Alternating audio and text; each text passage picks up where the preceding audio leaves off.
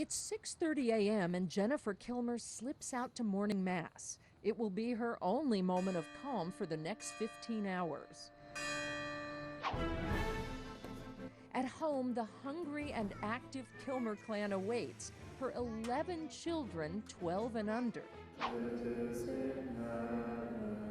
Running the small army requires inspiration from above. It helps me focus on what's important in life and kind of give my day to God. It also requires an ironclad schedule, and the matriarch of this supersized Brady Bunch is home by 7 a.m. to finish lunches and rouse late sleepers. Good morning, good morning. Breakfast, you guessed it, self-serve. Pancakes, waffles, and cereal. Jennifer cheerfully admits she can't keep track of who likes what. Joe likes waffles.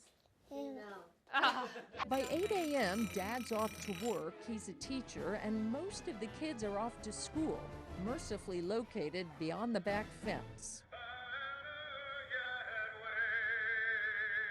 I expected sheer turbulence in a house of 11 kids, minus chaos with just 2, but life here seems enviably organized. Jennifer and I sat down for some coffee talk so she could give me her secrets. Most critical, she says, a schedule that seldom varies. I have to just keep a tight schedule for myself, because if I'm keeping a relatively good schedule, then everyone else falls in place. Wake up time for her, 5 a.m. to get a jump on lunches and laundry. Shopping between 9 and 11 when the younger kids can stay with in-laws.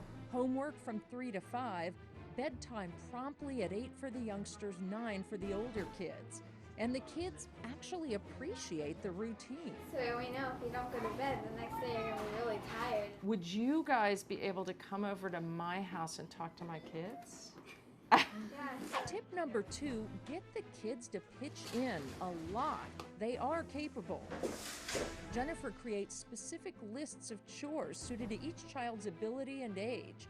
Little Peter's goal is to stop crying so much. I was also stunned at her budget discipline. She tries to keep spending on food for the 13 of them to $300 a week. 2 tricks stood out.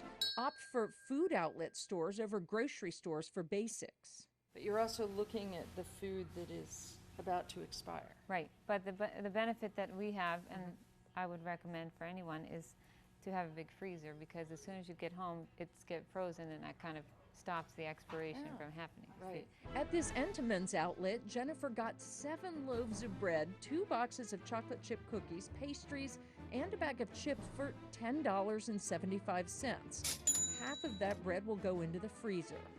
She is a former math teacher, so numbers are a strength. Cooking, however, is not. It used to drive me crazy when my mom would say, a little bit of this, a little bit of that, and I'd say, how much? So her focus for the meals, waste not. Leftover meatloaf right into the lasagna. I hate to waste it, so I always add a little water here. The other thing that keeps the Kilmer operation running, all visitors are immediately put to work. Our producer, Ben, was tasked with playing a board game. And a few dozen school books needed wrapping in contact paper. All hands were welcome, no matter how ill-equipped. And there are how many of these?